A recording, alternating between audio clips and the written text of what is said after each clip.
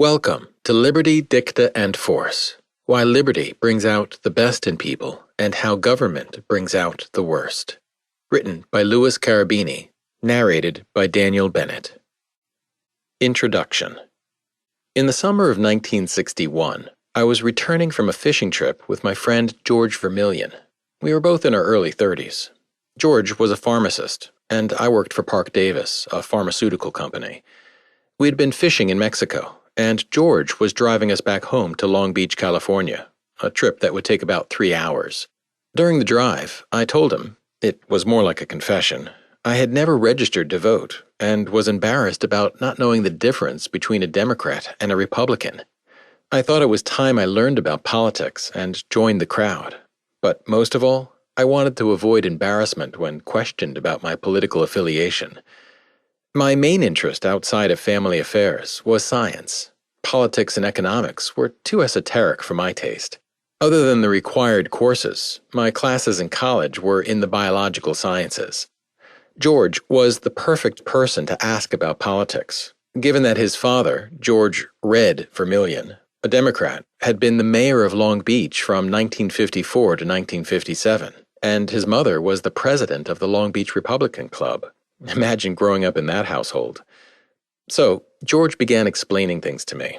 He talked nonstop for well over an hour, and I don't recall asking any questions along the way. When he finished, I told him I should become a Republican because personal responsibility and free enterprise struck a chord with me. I felt relieved that I could now at least call myself something, a Republican. I should mention George was a Republican. It seems his mother got the best of him. A few weeks later, George invited me to a meeting where Assemblyman Joe Schell was speaking about his campaign against Richard Nixon in the California Republican gubernatorial primary race. I went to the meeting where there were 20 or 30 people in attendance. As Schell spoke about what he would do if he were elected governor, he touched upon some of the same thoughts George had expressed to me during our trip. After he spoke, he took time to meet with each of us. When he got to me, he asked where I lived. When I told him, he asked if I would be willing to run his campaign in that part of Orange County. I gulped and said yes. Within minutes, a newspaper reporter and photographer had me shaking hands with Joe, flanked by the California and U.S. flags. That was my introduction to politics, of which I still knew next to nothing. The following day, the picture was in a local newspaper. How proud could I be? Just a few weeks earlier, I hadn't known the difference between a Democrat and a Republican, and now I was running a local campaign for a conservative Republican. No sooner had I escaped one embarrassment than I found myself right back in another. I didn't have a clue about what to do as a local campaign manager. I was on a crash course to learn about what it meant to be not just a Republican, but a conservative one. As a local campaign manager, I had to recruit workers and try to woo voters to our side. Recruiting workers was easy because I only solicited people who already considered themselves conservative Republicans. Most were around my age, and getting together with like-minded people who shared a common agenda, with dinners and cocktail parties thrown in, was a fun and stimulating experience. In the process, I learned from my recruits, who had already read many conservative books and essays, which they either gave me or told me about. After doing some reading and becoming somewhat comfortable with my newly gained knowledge, I was ready to spread the word and persuade voters. Because the internet and PCs were not yet available, all campaign materials were in print form. We simply delivered the literature door to door. I even commandeered my 2 sons, ages 5 and 7 at the time, to fill their wagon with literature, which they distributed in the neighborhood. They eventually got to know by precinct number where their friends lived. The campaign went well, with hopes of an upset. However, when the final votes were counted in June 1962, Schell had lost to Nixon, 35% to 65%. Over the next 2 years, I became involved in various other conservative Republican campaigns, and in the process, achieved a perfect record of 0 to whatever. At some point, while campaigning, someone asked me a question that put me on a different course.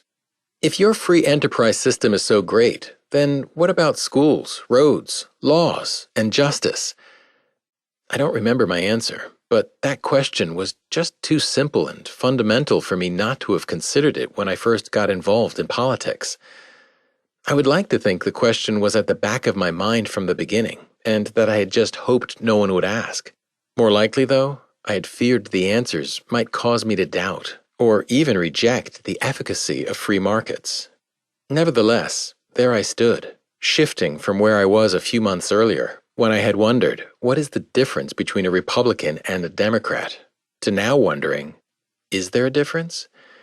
After all, neither party suggested that markets free of government intervention would be able to provide all goods and services more effectively than politically regulated markets could. Why would nature's feedback favor the efficacy of free markets for some enterprises and not others? If nature's feedback favored the efficacy of free, politically unrestricted, enterprises A, B, and C, why would it disfavor the efficacy of free enterprises X, Y, and Z, unless there was something peculiar or unique about them? If a free, unrestricted market was capable of delivering fresh milk to my front door, as was the case when I was a kid, it would seem natural that such a market would also be capable of delivering mail to my front door if allowed to do so, which was and is still not the case. But then maybe both enterprises would fare better as government-regulated markets. For nature to be inconsistent seemed implausible. Either a free market is a more efficacious social arrangement than a politically restricted market for all enterprises, or no enterprises. Double standards seemed unnatural. I simply adopted the free market alternative as more universally efficacious because my inherent bias drew me there, which was reinforced by the concern that if regulated markets did lead to greater efficiency and productivity, such would hold true for the most minute market exchanges. In addition to my free market bias, I regarded my life as my sole responsibility. Partial responsibility, in which others become responsible for part of my life, and I responsible for parts of theirs, was incomprehensible. Around 1962, the Foundation for Economic Education, FEE or FEE, came to my attention with its published collection, Cliches of Socialism. The collection consisted of a couple dozen or so essays printed on 8.5 by 11-inch sheets, each on a socialist cliché. The essays described the failures of socialist policies and the fallacious reasoning behind the clichés. Although I was excited to find some justification for free markets, the responses to these clichés did not tell me why free markets work better, or even why socialism doesn't work. Nonetheless, Cliches of Socialism and other FEE materials led me to books and essays that kept my search alive. Discovering the why obviates the need to analyze every enterprise by every group of actors in every part of the world at every given time. Scientific truths are universal, necessary, and certain. If applying the free market to food production would lead to better food supplies in Oregon, the same should hold true in Zimbabwe. Now, 100 years from now, or 100 years ago, there are underlying principles of nature that govern matter in motion, irrespective of the enterprise, actors involved, location of the event, or time of occurrence. Also around 1962, I learned about the Free Enterprise Institute, FEI, a newly formed for-profit educational organization headquartered in Los Angeles and directed by Andrew Galambos, 1924 to 97, an astrophysicist. Art Sperry, an anesthesiologist I had met as a Park Davis representative, organized an FEI course given by Galambos in Long Beach. I signed up for the premier V100 course, The Science of Volition, which was conducted in 15 weekly 3-hour sessions. There were about 20 people in attendance, many of whom were physicians. This was exactly what I had been looking for, because it offered a scientific approach to markets and society. The thrust of the course was about applying the scientific method as an effective means to gain knowledge and truth about nature. We learned about scientific discoveries and how scientists at the forefront of those discoveries were often threatened, imprisoned, tortured, or executed when their claims about the workings of the world ran counter to the dicta of the ruling authorities. With time, however, discoveries that contradicted such dicta eventually became the norm, while the fallacious ideas became viewed as backward thinking. The threat of death did not stop the earth from moving, nor did the house arrest of Galileo or the burning at the stake of Giordano Bruno. Threats might delay the general acceptance of the actual workings of nature, but they cannot stop it. Using force to gain adherence to a belief is itself evidence that the belief is likely fallacious and will eventually be discarded. Truth is the daughter of time, not authority, noted Francis Bacon, 1561 to 1626. In 1620, he published The New Organon, which outlined a step-by-step method to discover the workings of nature as a way of improving the human condition. This was the birth of modern science, destined to replace our superstitions with observable evidence and inductive reasoning. Today, superstitions that contradict reason and observable evidence continue to linger in the minds of those unwilling to accept the reality of nature. Even when we suspect that a generally held belief is fallacious, we are reluctant to express our doubts for fear of being ridiculed by our peers. When Galileo, 1564 to 1642, turned his newly made 20-power telescope to the moon, he was surprised to see mountains. Church dicta claimed that all celestial bodies were heavenly, and therefore perfect spheres orbiting the Earth in perfect circles, while the Earth lay still at the center. This geocentric structure of the universe was the generally accepted view for 2,000 years. When Galileo invited Cesare Cremonini, 1550 to 1631, the most renowned philosopher of his time, to look through his telescope and see for himself that the moon had mountains and was not a perfect sphere, he simply refused. Perhaps Cremonini was convinced that it was not possible, or, more likely, was unwilling to look for fear that if he did see mountains and told others about it, fellow scholars would ridicule him, and his standing with church authorities would be jeopardized. Today, few have heard of Cremonini, who was so famous at one time that his portrait hung on the walls of many European castles. To say there were mountains on the moon and the Earth did not lie motionless at the center of the universe was considered heresy. The populace accepted the Church's teachings, given that this view of the universe had existed far too long for it to be wrong. If it were wrong, surely someone would have proven it long ago. Today, virtually everyone considers the geocentric view absurd. However, very few have arrived at that conviction through personal observation and calculation, because that would require far more than what most of us are capable of doing. We simply accept what others tell us when we sense that dissent would make us look foolish among our peers. This natural fear of peer rejection is exemplified in the well-known Hans Christian Andersen tale, The Emperor's New Clothes.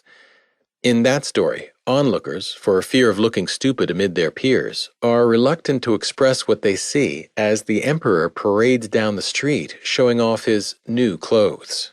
Except for a child, too young to be silenced by peer pressure, who reveals that the emperor is indeed wearing no clothes. Science simply opens doors to new ideas and views that no one is forced to walk through. There is no final authority to decree a scientific view as settled. This volitional acceptance or rejection of ideas is the overwhelming strength of science that will continue to whittle away at the common belief that states with their dicta and force can serve a beneficial purpose. Improvements in the human condition will continue to emerge from volitional interactions led by scientific discoveries and new technologies that political dogma may dampen but never stop. The FEI V100 course I took began by establishing two postulates.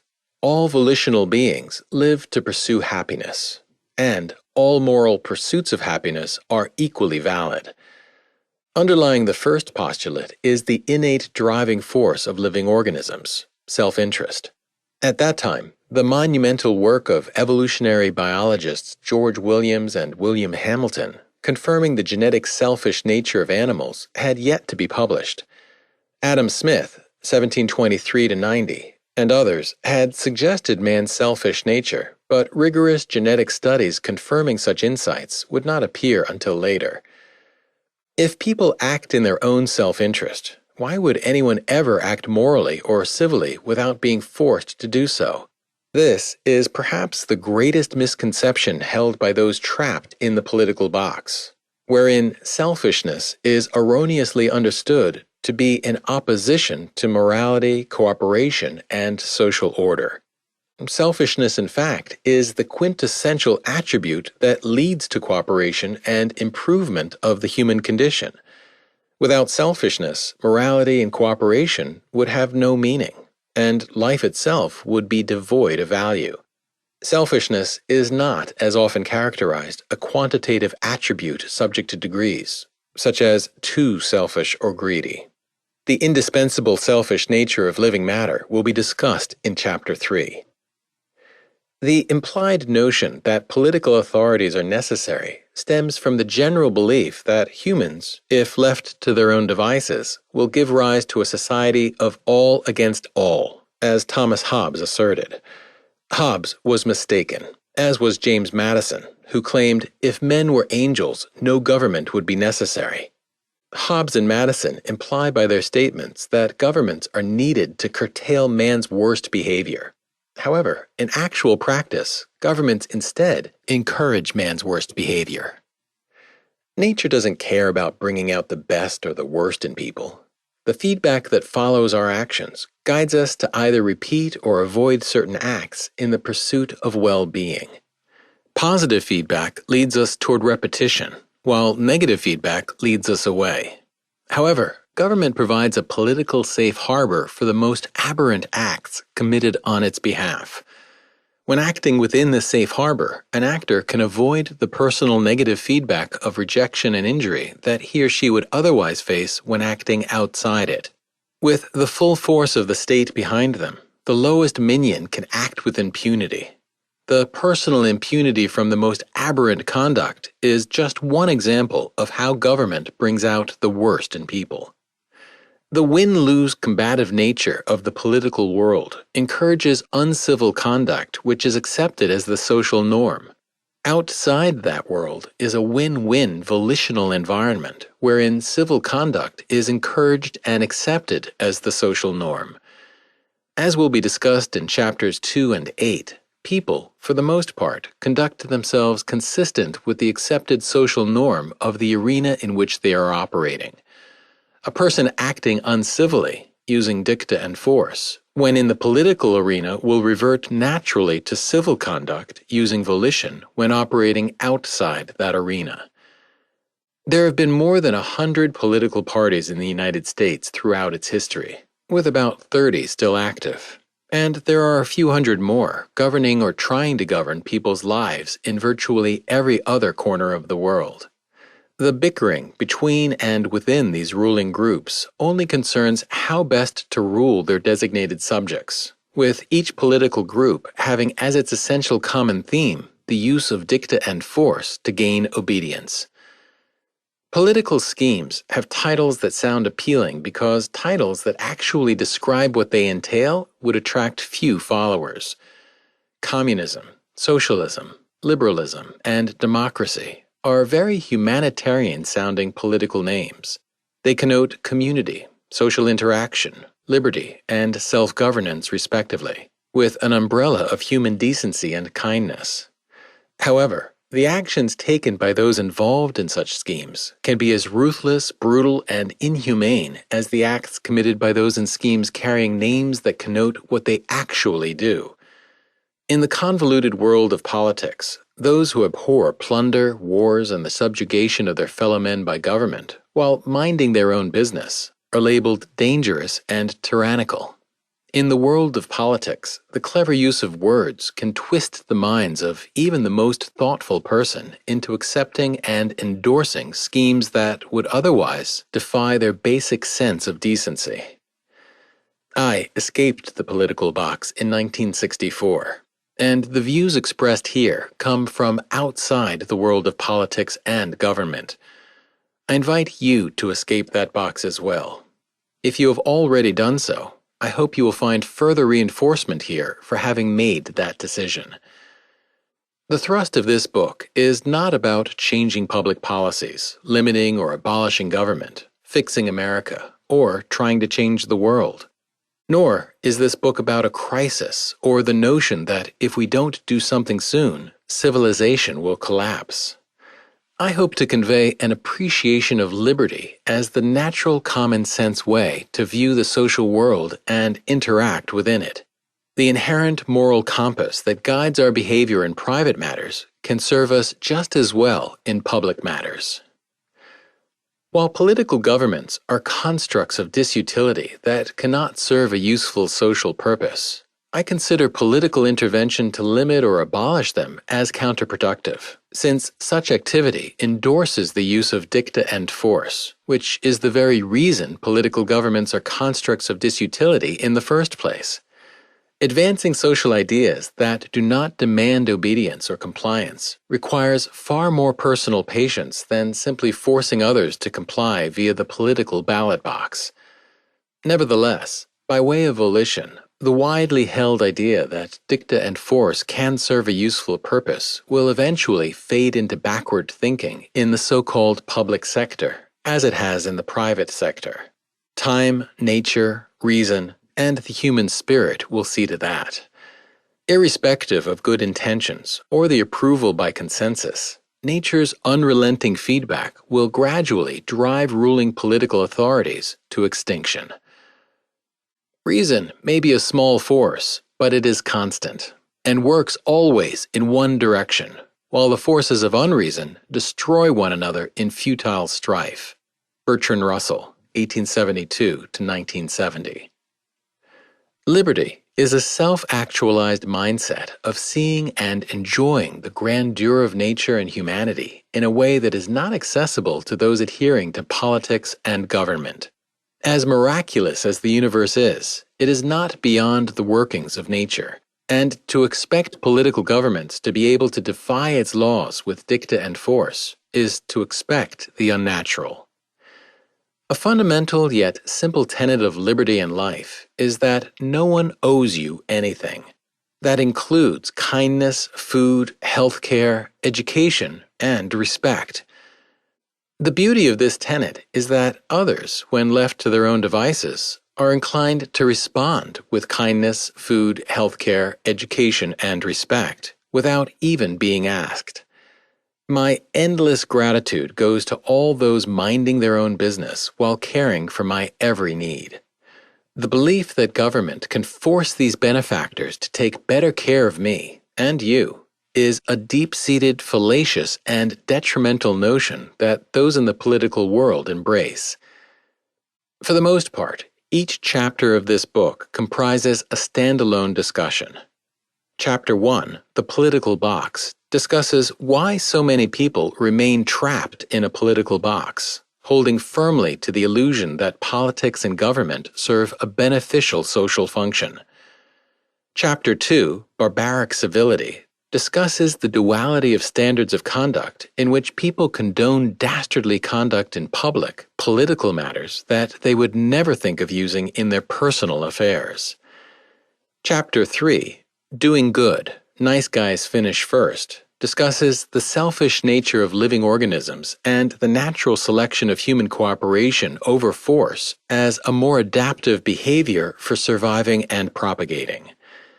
Chapter 4, Fairness and Equality, discusses the nonsense and divisiveness of the political use of fairness and equality to disguise acts of inhumanity as moral in order to gain votes and power while reducing the potential welfare of all. Chapter 5, Discrimination, Beliefs, and Expressions, discusses the importance of discrimination and how political laws prohibiting selective associations, as well as disassociations, are inhumane. The non-political world is an individual one, where relationships are voluntary, joint ventures based on preferences. Chapter 6, Tragedy of the Commons and Human Behavior discusses how individuals achieve results that are better than rational when seeking ways to manage the resources of the commons, and how government intervention only obstructs the process. Chapter 7, Obedience to Authority, discusses the degree to which the most compassionate people can become desensitized and conduct themselves in aberrant ways when they are obedient to authority.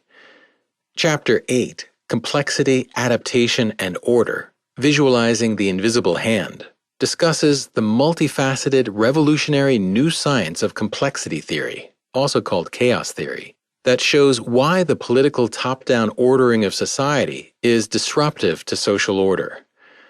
Chapter 9, Political Democracy, explores the inherent inhumanity of political democracy as a social scheme in which common sense and goodwill are scorned and individual predation upon others is praised.